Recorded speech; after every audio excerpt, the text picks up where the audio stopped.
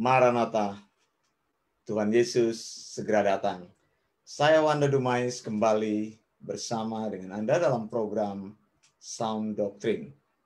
Terima kasih untuk Anda yang sudah bergabung pada sore dan malam hari ini dari Sydney, Australia. Baik, saya ingin menyapa teman-teman yang sudah ada di Facebook Live. Terima kasih untuk Amsterdam, Ibu Renata Tangkilisan. Selamat pagi di Amsterdam. Kemudian ada Ibu Rina Siahaan di Batam. Selamat sore, Bu Rina. Ada juga Ibu Mika Kilapong di Jepang.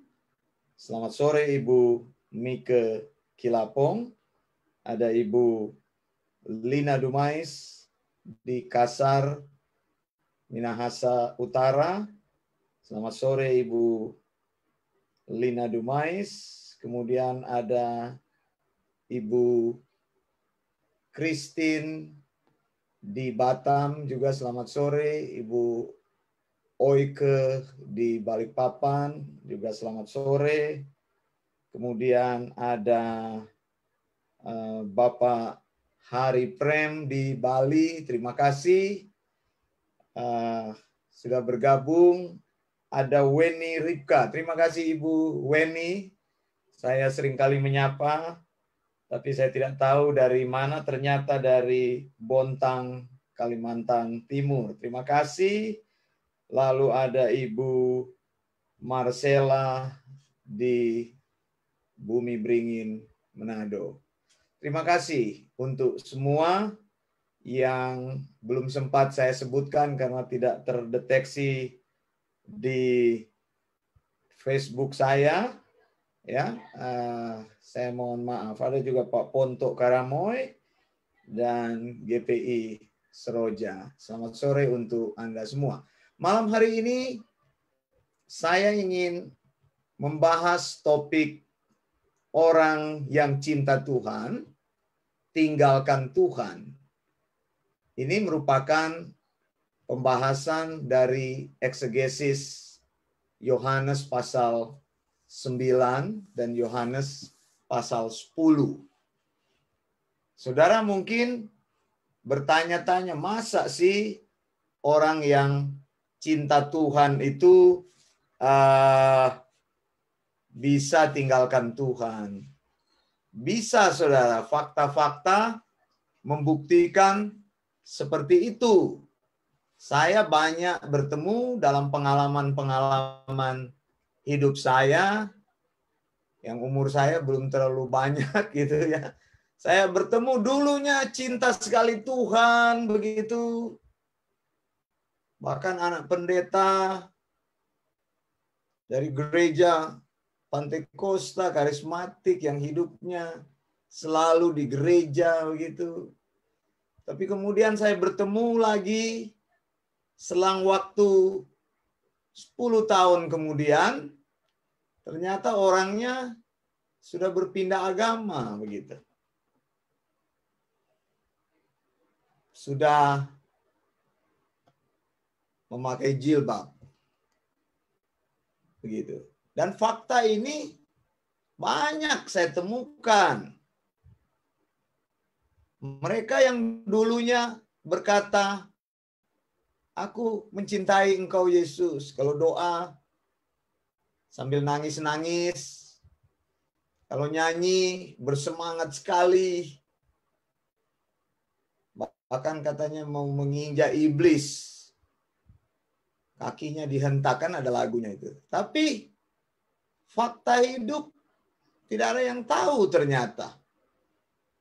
5 tahun kemudian, 10 tahun kemudian, atau 15 tahun kemudian, saya bertemu kembali, mereka sudah meninggalkan Tuhan.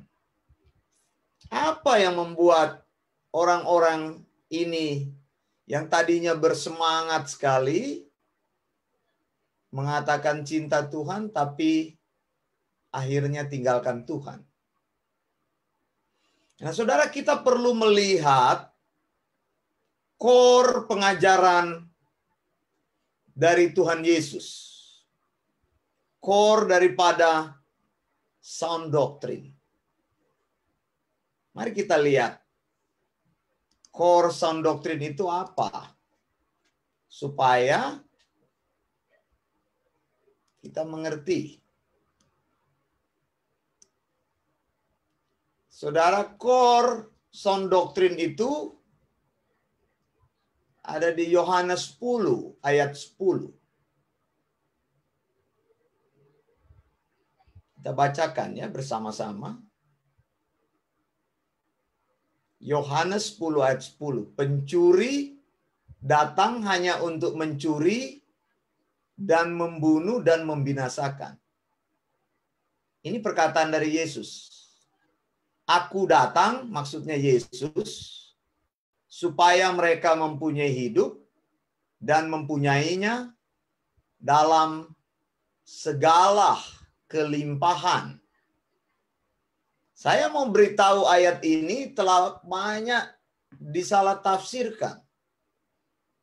Bagaimana kalau saudara ketika membaca Yohanes 10 ayat 10, apa yang saudara mengerti? Kebanyakan orang mengerti Yohanes 10 pasal 10 bahwa pencuri yang dimaksud itu adalah iblis. Betul nggak? Ini sudah dikhotbahkan dari mimbar demi mimbar, dari pendeta demi pendeta, ya, karena mereka hanya meniru firman Tuhan yang mereka dengar, tidak mau menyelidiki sendiri. Pencuri datang hanya untuk mencuri, membunuh dan membinasakan. Eksegesis ayat ini dikatakan bahwa pencuri itu adalah iblis. Lalu aku datang, yaitu Yesus, supaya mereka mempunyai hidup dan mempunyainya dalam segala kelimpahan. Saya mau katakan tafsiran itu salah. Pencuri di sini bukan iblis. Nanti kita akan telusuri ayat ini. Nah, saya menamakan Yohanes 10 ayat 10 ini adalah core sound doctrine. Adalah inti sound doctrine. Mari kita lihat, saudara. Yohanes 10 ayat 10, misalnya di dalam bahasa aslinya dikatakan begini, ho kleptes o ercetai, ya, ini kita baca sama-sama yang bisa ya, ho kleptes o ercetai ei mehina klepsekai tise kai apolese ego elton sorry ini terputus elton hina soen ekchosin kai perison, ekchosin. Kata hidup yang berkelimpahan itu dari kata perison. Perison itu adalah istilah matematika. Jadi Yesus menggunakan istilah matematika di sini. Aku datang supaya kamu mempunyai hidup, dan mempunyai hidup itu dalam segala kelimpahan. Maksudnya apa? Kata perison. Perison itu artinya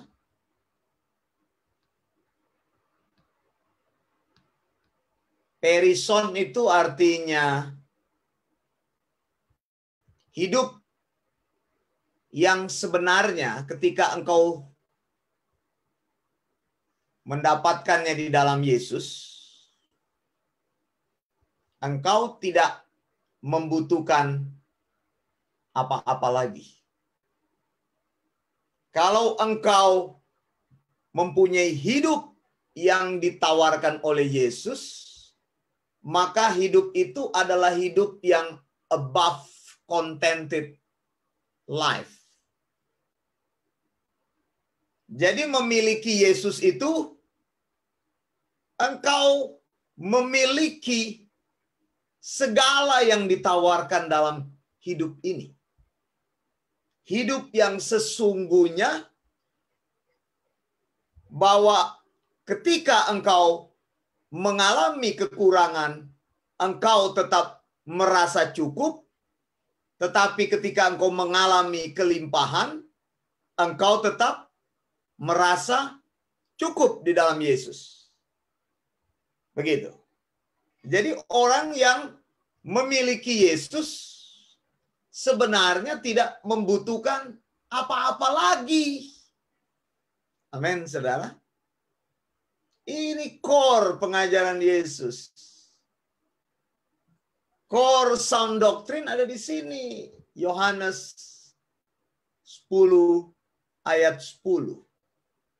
Bahwa Yesus datang supaya kita yang tidak memiliki hidup itu sekarang mendapatkan hidup di dalam Dia, dan kita mendapatkan hidup yang sesungguhnya. Itu yang mau Alkitab katakan dengan kata perison, abundant life. Sampai sini bisa jelas nggak? Jadi kalau sudah memiliki Yesus, engkau memiliki segalanya dalam hidup ini. Makanya sound doktrinnya harus dimengerti. Kalau tidak dimengerti sound doktrinnya, engkau katakan cinta Yesus, tapi engkau tidak akan pernah puas dengan hidup ini. Itu tadi yang saya katakan tadi, fakta. Orang yang cinta Tuhan, tapi tinggalkan Tuhan. Aneh kan? Cinta Tuhan, tapi tidak mengerti masalahnya. Apa yang dia cintai dari Tuhan. Itu persoalannya. Nah, ini problem beriman orang masa kini. Mereka datang kepada Yesus, tapi mereka tidak mengerti mengapa mereka harus datang kepada Yesus. Yesus katakan, supaya kamu mempunyai hidup. Coba katakan, supaya aku. Coba katakan kepada dirimu sendiri. Yesus datang supaya Wanda Dumais mempunyai hidup. Coba ganti kata-kata itu dengan namamu sendiri. Kita ucapkan sama-sama. 1, 2, 3. Yesus datang supaya, saya pakai nama saya. Wanda Dumais, engkau pakai namamu ya. 1, 2, 3. Yesus datang supaya Wanda Dumais mempunyai hidup. Dan mempunyai dalam segala kelimpahan. beyond measure.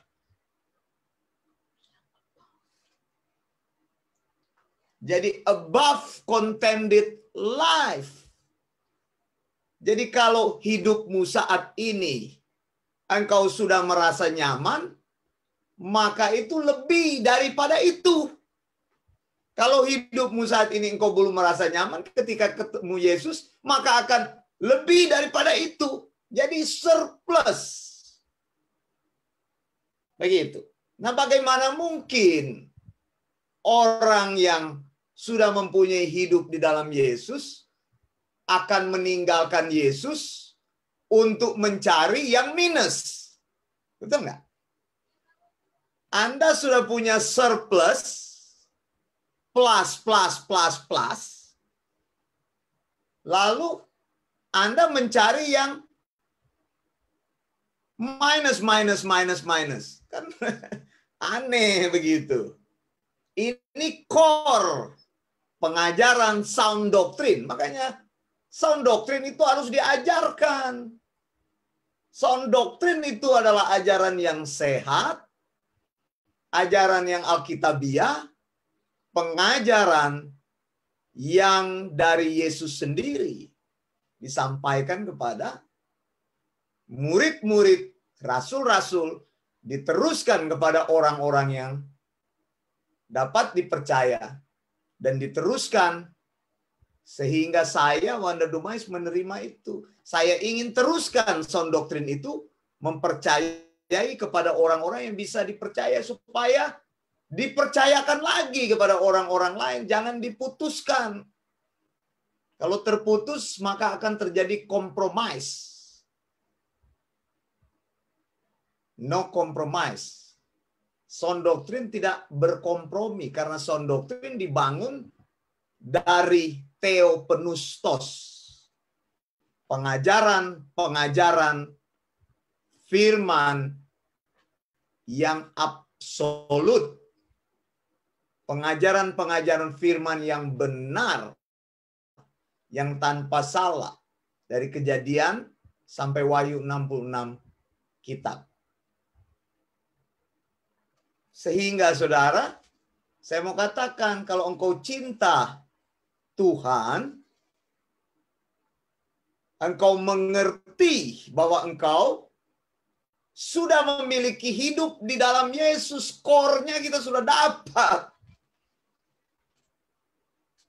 Ini surplus di dalam Yesus, kita mempunyai dalam segala kelimpahan. Bahasa Inggrisnya bagus.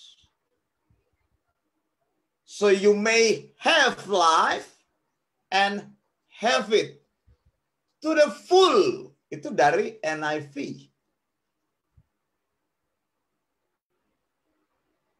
Begitu. Tapi di dalam English Standard Version, saya suka bahasanya ini juga. So you may have life and have it abundantly. Abundant itu beyond measure. Berlimpah-limpah. Jadi hidup di dalam Yesus itu adalah hidup yang penuh. Kalau orang belum memiliki Yesus, dia belum memiliki hidup yang penuh. Makanya kalau sudah memiliki Yesus, lalu pergi mencari hal yang lain. Nah, ini pertanyaan yang besar. Apa yang sedang kamu cari? Engkau cari intankah? Terus apa lagunya itu? Guna, saya lupa itu ya. Jadi maksudnya banyak orang mereka berpikir mau mencari intan permata di dunia ini. Mereka sudah punya intan permata itu. King James Version juga bilang, so they might have it more abundantly. Sebenarnya kata more ini ditambahkan sebenarnya. Tidak perlu ada. Karena sudah ada abundantly, tidak perlu kata more lagi. Dalam King James Version begitu ya. Saya mengoreksi ini kata more ini. Sebenarnya tidak perlu ada di situ. Karena abundantly itu menyatakan takaran yang sudah berlimpah-limpah. Tidak ada lagi kata yang perlu ditambahkan dengan abundantly, tidak ada kata more. More itu masih kurang, tapi kalau sudah abundantly ya sudah tidak perlu more lagi. Begitu ya. Tapi saya mau stressing di sini abundantly. NLT bilang apa?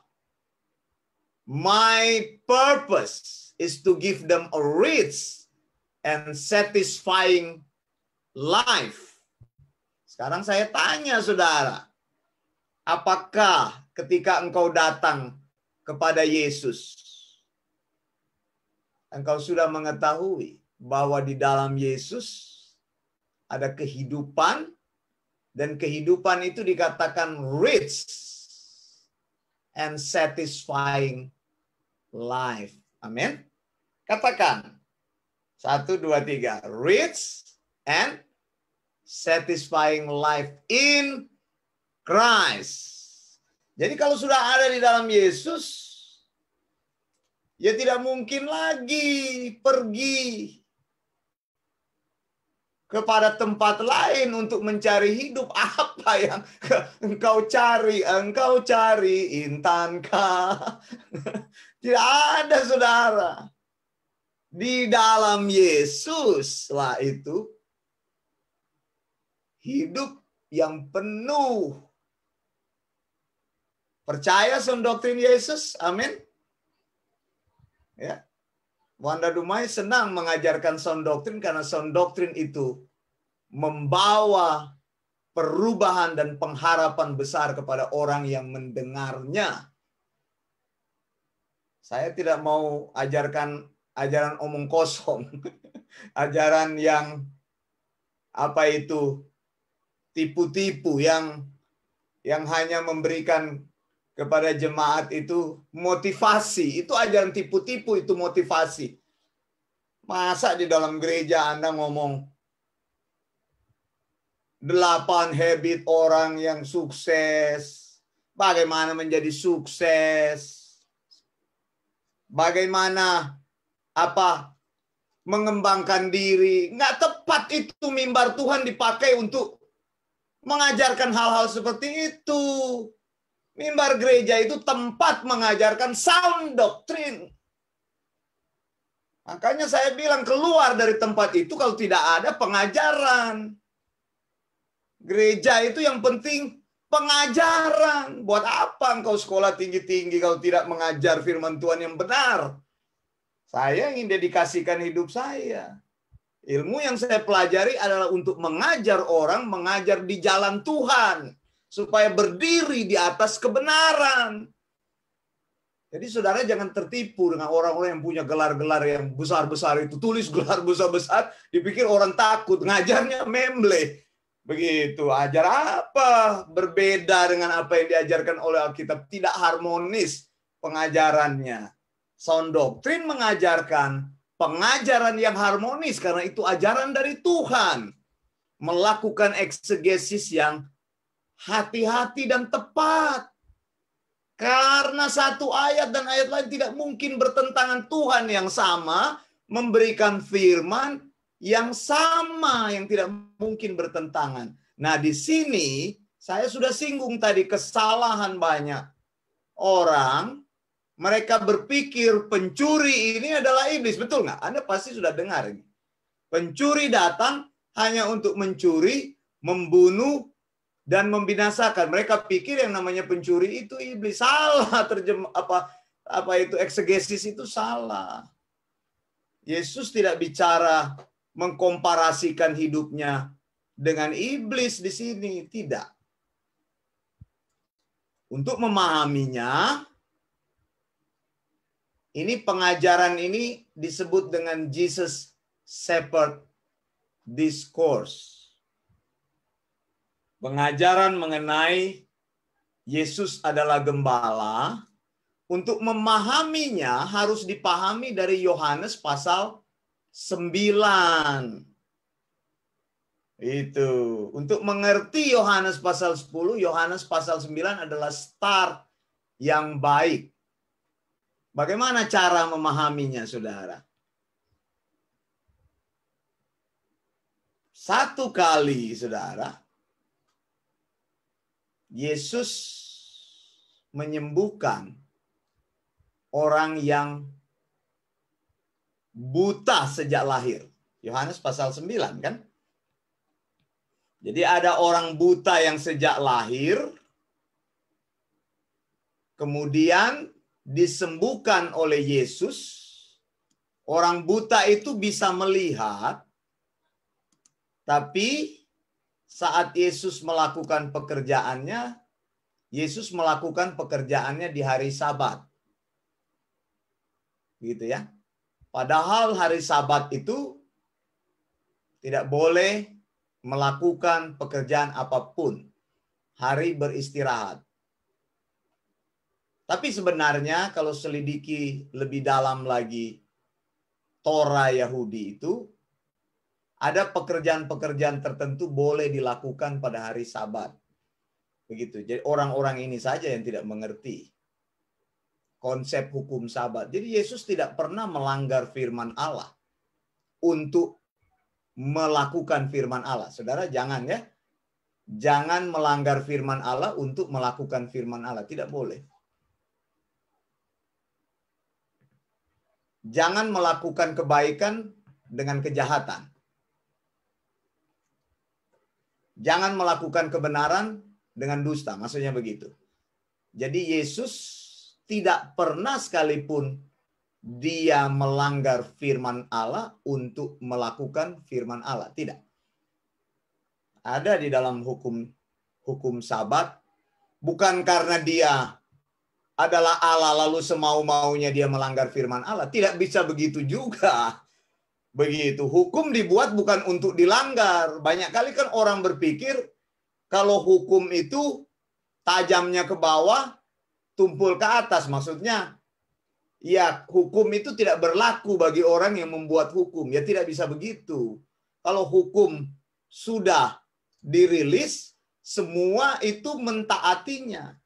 Kalau Allah mengeluarkan hukumnya, maka Allah juga akan berkomitmen untuk mematuhi hukumnya. Kalau enggak, Allah akan disebut pelanggar hukum, ya kan? Tidak bisa. Jadi harus mengerti hal ini mengenai persoalan Yesus dan hari Sabat.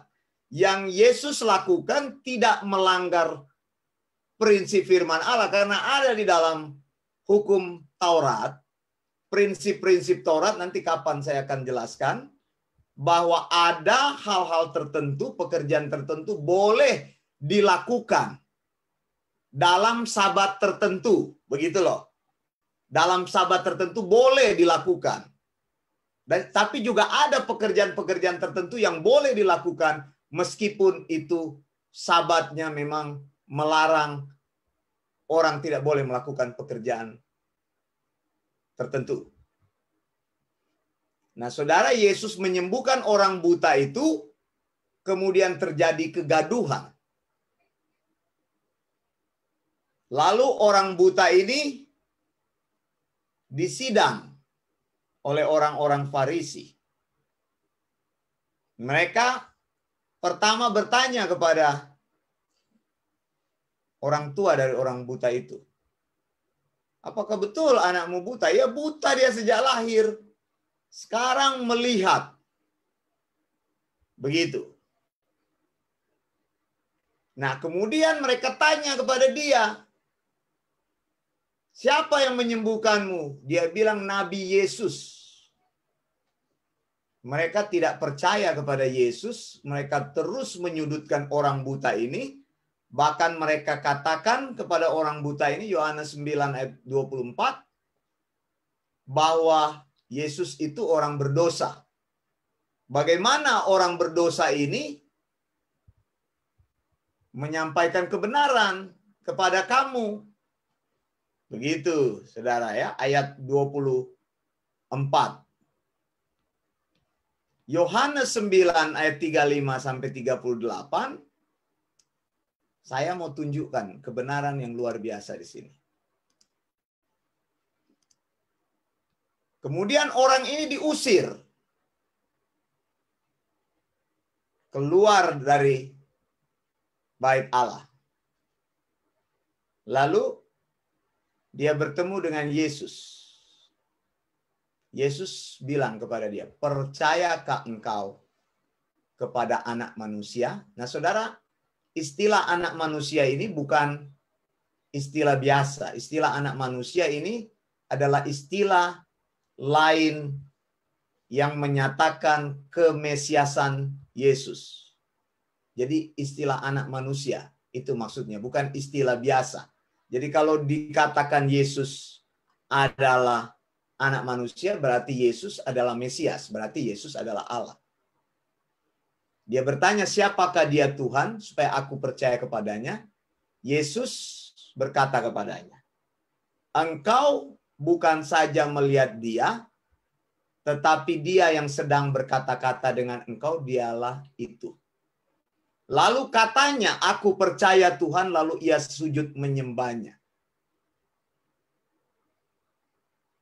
Jadi kata menyembah di sini, dari bahasa aslinya di sini, saya sudah kopikan, dipakai kata khusus, dipakai kata prosekinesen. Prosekinesen ini adalah kata khusus yang berarti apa ini? Jadi orang yang berkata dia menyembah, berarti dia menyembah seperti ini. Dia berlutut di depan Yesus. Nah, apabila ada seorang manusia berlutut di depan manusia biasa, maka hanya ada dua hal. Orang itu adalah raja, di mana orang itu disembah, atau orang itu bukan manusia biasa, dewa atau Allah. Nah, kata proskinesis ini, atau kata proskuneo, orang-orang suka pakai, menyembah itu bukan dalam arti yang biasa. Nah, ini saudara yang ingin saya tunjukkan kepada kita di sini, bahwa kita tidak sekedar mengagumi Yesus. Kita tidak sekedar mengikuti Yesus. Tetapi Alkitab katakan kita, we worship Him. Jadi arti kata we worship Him, kita menyembah Dia, bahwa Dia adalah Allah yang sejati. Amin, saudara. Sesuai dengan kata-katanya tadi, aku datang supaya kamu mempunyai hidup dan mempunyainya dalam segala kelimpahan. Siapa yang bisa memberikan hidup, dan hidup itu hidup yang sesungguhnya?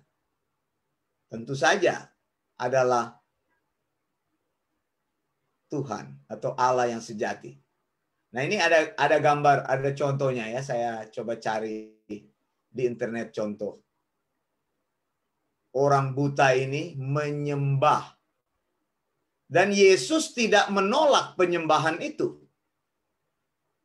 Jadi kalau dipakai kata menyembah itu, dia pakai kata proskuneo, berarti menyembah dalam arti menjadikan dia sebagai Tuhan. Nah, saudara, di sini ada persoalan dalam Yohanes 10. Ketika ini terjadi, Yohanes 10 ayat 17 sampai 21, Yesus bicara tentang hal ini. Bapa mengasihi aku oleh karena aku memberikan nyawaku untuk menerimanya kembali. Tidak seorang pun mengambilnya daripadaku, melainkan aku memberikannya menurut kehendakku sendiri. Aku berkuasa memberikannya dan berkuasa mengambilnya kembali. Inilah tugas yang kuterima dari Bapakku. Maka timbullah pula pertentangan di antara orang-orang Yahudi karena perkataan itu. Banyak di antara mereka berkata, ia kerasukan setan atau gila. Nah, lihat. Yesus ketika menyampaikan sound doktrinnya, dia dituduh gila. Dituduh kemasukan setan. Anda bisa bayangkan ini. dia yang adalah Allah itu, kita menyembah dia sebagai Allah, tapi pada waktu itu orang-orang Yahudi menuduh dia kemasukan setan. Coba Anda lihat. Memang sound doktrin itu keras, saudara. Kerasnya apa? Sound doktrin tidak berkompromi. Sehingga kalau orang tidak tahan mendengar sound doktrin, tidak bisa menjawab, maka gampang dia menuduh. Ya, itu ajaran sesat. Tapi kalau saya tanya, sesatnya di mana? Diam 1000 bahasa. Begitu. Kalau saya menyatakan kesesatan orang, saya akan sampaikan kesesatannya di mana. Ajarannya yang saya bahas sesat. Jadi saya tidak sembarang menyampaikan ajaran si Anu sesat. Kalau memang saya dengar sesat, saya akan sampaikan sesat. Jadi bukan tunjuk-tunjuk tangan, si Anu sesat, si Anu sesat, si Anu sesat. Ajarannya saya bahas, dan saya temukan tidak ada harmonisasi dengan Alkitab, bertentangan dengan Alkitab, maka saya akan katakan ajarannya sesat. Jangan ikut dia. Jangan posting-posting ajarannya. Dan saya tidak suka orang-orang ajaran sesat itu diposting-posting, menyebarkan lagi ajaran sesat itu sehingga banyak orang menjadi tersesat. Engkau sendiri tersesat, engkau menyesatkan orang lain. Ini bodoh. Jadi makanya saya tidak suka berteman di situ. Saya lihat kalau ada teman-teman Facebook saya yang menyebarkan ajaran-ajaran sesat, saya langsung delete. Kenapa? Lebih baik delete. Begitu, Tuhan aja orang yang menyebarkan ajaran sesat langsung diambil. Begitu, supaya tidak menyesatkan dirinya dan menyesatkan orang lain. Anda bisa bayangkan, banyak orang tersesat oleh karena orang ini. Anda tahu, saya mendengar cerita tentang Mao Zedong atau Mao Zedong. Itu pentolan komunis. Itu dulunya dia itu orang Kristen waktu kecil. Ikut sekolah minggu. Tapi waktu di sekolah minggu mungkin dia dikasari sama gurunya. Akhirnya dia memilih tinggalkan Kristen menjadi komunis. Dan dia bukan saja menjadi orang komunis, dia mempengaruhi banyak orang untuk mengikuti komunis. Karena dia ini banyak orang masuk komunis. Gitu. Jadi Anda bisa bayangkan. Ajaran sesat itu bisa disebarkan lewat hidupmu kalau engkau tidak tahu ajaran yang benar itu. Engkau menyesatkan dirimu dan juga menyesatkan orang lain. Nah, Yesus di sini dituduh sebagai orang yang kerasukan setan. Padahal orang buta tadi sudah worship him. If you sin, or if you saw in the Bible, you see in the Bible, the word worship, that means worship, explain someone, worship something or a person to be his Lord, as a Lord. Jadi kalau kata worship itu proskinesis. Proskuneo itu bukan sekedar menyembah, saudara. Makanya kata menyembah itu bukan lagu-lagu pelan. Yang orang karismatik bilang, mari kita menyembah Tuhan. Apaan menyembah Tuhan? Engkau menyembah Tuhan yang hidup, ya itu namanya penyembahan. Bukan menyembah Tuhan dengan lagu-lagu pelan, itu salah. Salah kaprah. Ya saya dulu ada di sana. Jadi saya ingin mengoreksi hal-hal yang salah.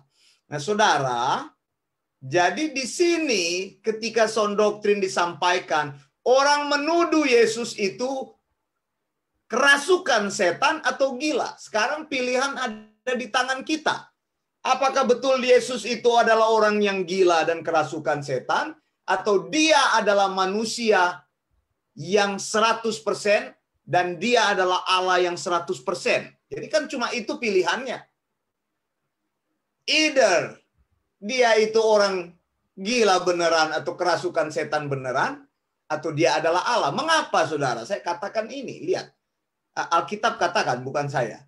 Kita lihat perkataan dia di sini. Aku memberikan nyawaku. Banyak orang bisa memberikan nyawanya. Betul nggak? Banyak manusia bisa berkuasa mengambil nyawanya sendiri. Banyak orang bisa membunuh dirinya sendiri. Minum racun, menabrakkan diri di kendaraannya, menjatuhkan diri dari tempat yang tinggi lalu mati. Bisa. Orang bisa memberikan nyawanya, tetapi dalam kasus Yesus ini dia bilang, aku bisa memberikan nyawaku, tapi aku bisa mengambilnya kembali. Ada nggak orang yang bisa lakukan itu? Ini bukan simsalabim. Makanya orang bilang, kamu itu gila ya. Kamu itu kerasukan setan ya. Ajaran sound doktrin Yesus menantang orang-orang pada waktu itu. Aku sanggup memberikan nyawaku. Jadi Yesus itu mati karena dia memberikan nyawanya. Dan dia bangkit karena dia membangkitkan dirinya sendiri. Jangan salah, saudara. Tidak ada yang membangkitkan Yesus. Karena dia adalah Allah, dia bangkit sendiri. Lihat, baca ayat ini. Tidak seorang pun mengambilnya daripadaku. Jadi ketika Yesus mati di kayu salib, bukan karena Yudas yang menyerahkan dia. Bukan karena dia diputuskan bersalah oleh pengadilan yang curang itu. Bukan karena dia tidak mampu melawan, tetapi dia memberikannya secara volunteer. Dia menyerahkan nyawanya. Lalu dia bilang, aku berkuasa memberikannya, aku berkuasa untuk mengambil. Jadi Yesus bisa mematikan dirinya sendiri dan Yesus bisa menghidupkan dirinya sendiri. Dan ini membuktikan kealahannya. Disinilah kita mengatakan, I worship you, Jesus. Sudah mengerti sekarang ya? Jadi kata worship itu, menyembah itu, artinya engkau menjadikan dia benar-benar Tuhan dalam hidupmu. Kalau engkau menjadikan dia benar-benar Tuhan dalam hidupmu, maka engkau meyakini ajarannya adalah ajaran sound doktrin yang dia katakan tadi. Apa tadi? Aku memberikan kamu hidup, dan hidup itu beyond measure, abundantly, rich and satisfying life. Jadi kalau sudah ada di dalam Yesus, betapa berbahagianya engkau, katakan. Terima kasih Tuhan. Ternyata betapa kayanya hidup di dalam Tuhan. Hidup yang kaya dan hidup yang dipuaskan. Betapa berbahagianya orang-orang yang menyembah Yesus. Jadi kita bukan sekedar admire ya, bukan sekedar mengagumi. We're not just following him, but we worship him. We not just admire him, but we worship him. Bagaimana menurut saudara? Apakah dia kerasukan setan dan dia gila?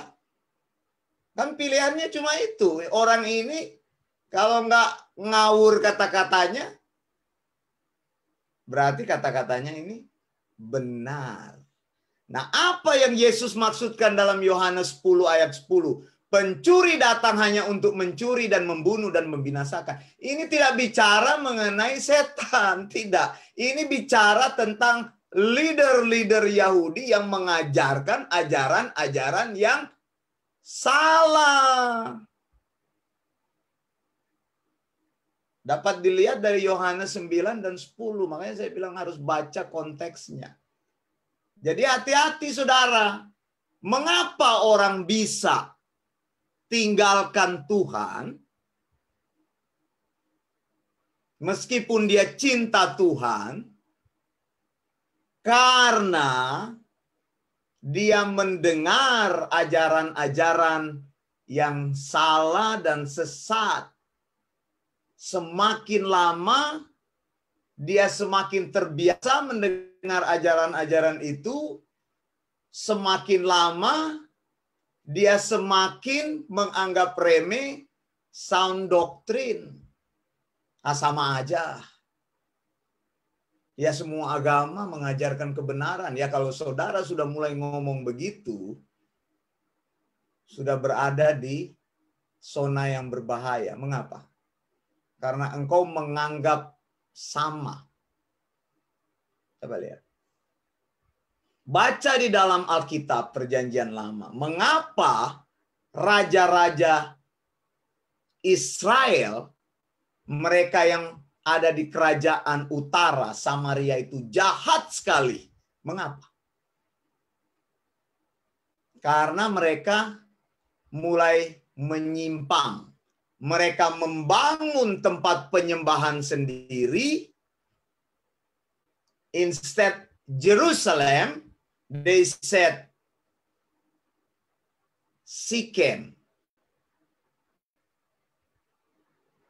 is the prominent place for worship the Lord. Harusnya kan Yerusalem, Tuhan tidak pernah berfirman kepada tempat lain. Mereka bilang Shechem. Itu satu. Kedua apa? Mereka menulis firman Tuhan sendiri. Yang saya sudah bilang. Torah Samaria. Orang Samaria punya Torah sendiri. Bahasanya bahasa Samaria. Bukunya apa? Sama loh bukunya Kejadian, Keluaran, Imamat, Bilangan, Ulangan. 5 kitab Musa.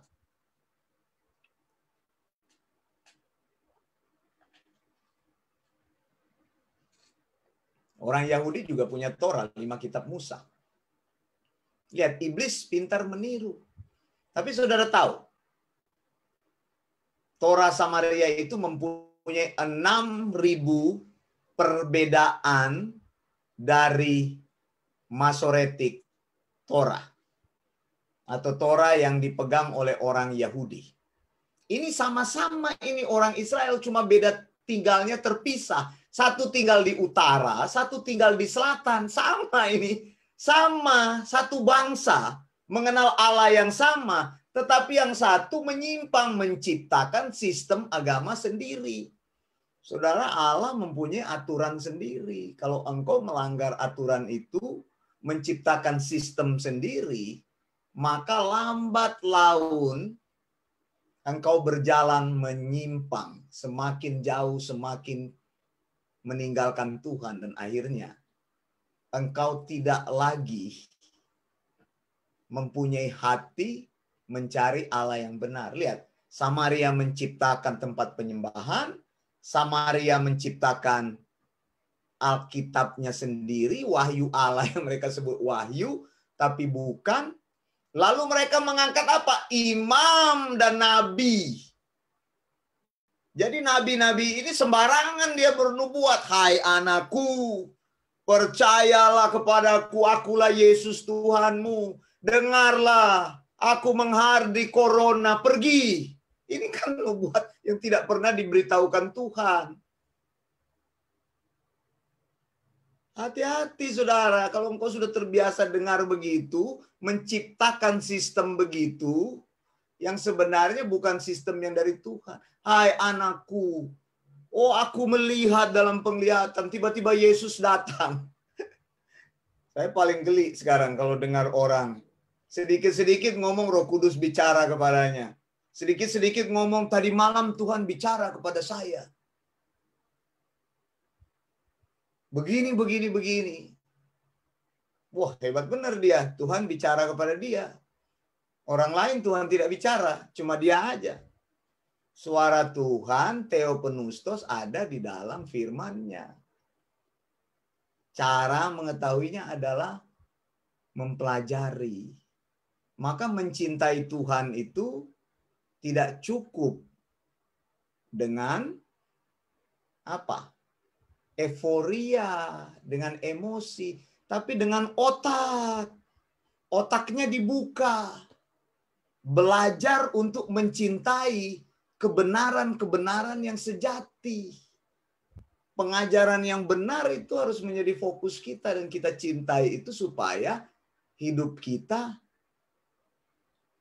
dibangun dari hari ke hari menjadi Alkitabiah. Nah, di sini ini tadi saya kembali lagi saya bilang Samaria itu ada tempat penyembahan sendiri, Alkitabnya mereka punya sendiri, nabinya diangkat sendiri. Hasilnya apa? Orang-orang yang tidak mengenal kebenaran Tuhan. Saudara, sudah berapa lama hidupmu? Berapa lama engkau menjadi orang Kristen? Berapa lama engkau ikut Tuhan? Apakah hidupmu sudah Alkitabiah? Kalau belum Alkitabiah berarti engkau belum mengenal sound doctrine. Coba pikirkan berapa banyak waktu yang engkau habiskan menjadi orang Kristen dan hidup itu hanya sia-sia, tidak mengenal pengajaran kebenaran itu. Baik, saya mau periksa dulu beberapa komentar-komentar di Facebook. Ada Pak Ulpa Wanto Tandibulo. Terima kasih Pak Ulpa dari Timika ini.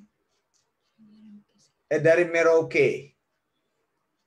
Tinggal di Jayapura tapi lagi tugas di Merauke. Kemudian ada siapa lagi di sini? Ada Ibu Ibet Gultom di Kalimantan ya, saya lupa ini.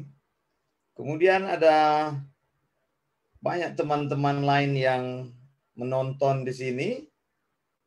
Kalau Anda tidak keberatan, Anda bisa tuliskan dari kota mana, begitu ya, supaya kami tahu. Saya bisa membaca nama-nama Anda di sini.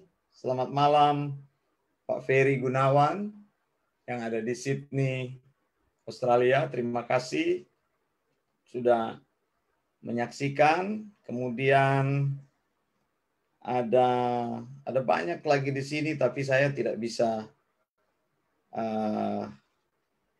mengetahui lokasi saudara. Baik, kalau engkau ada pertanyaan, engkau bisa menyampaikannya. Jadi sekali lagi, tafsiran ayat ini, Yohanes 10 ayat 10 ini, tidak menulis bahwa pencuri itu adalah iblis. Pencuri itu adalah ajaran-ajaran yang palsu yang disampaikan oleh leader-leader orang Yahudi. Pemimpin-pemimpin orang Yahudi. Dan Anda bisa memilih ajaran mana yang akan Anda ikuti. Mengikuti sound doctrine. Memang pengajaran sound doctrine adalah pengajaran yang lurus-lurus saja. Mengajarkan core daripada Alkitabiah itu. Jadi kadang-kadang memang seperti tadi ada tuduhan daripada orang Yahudi bahwa Yesus itu gila. Ini tuduhan yang keras. Mereka bilang, iya kerasukan setan dan gila. Begitu. Tapi ada orang yang membela. Jadi selalu ada kontroversi antara pro dan kontra. Apa yang akan kita pilih untuk hidup kita?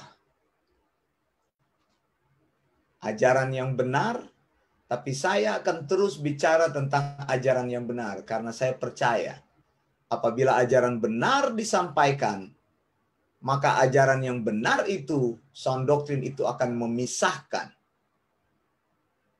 melakukan biblical separation, akan terpisah orang-orang yang mendengar, memahami sound doctrine. Akibatnya orang-orang yang terpisah ini akan memelihara kemurnian pengajaran sound doctrine.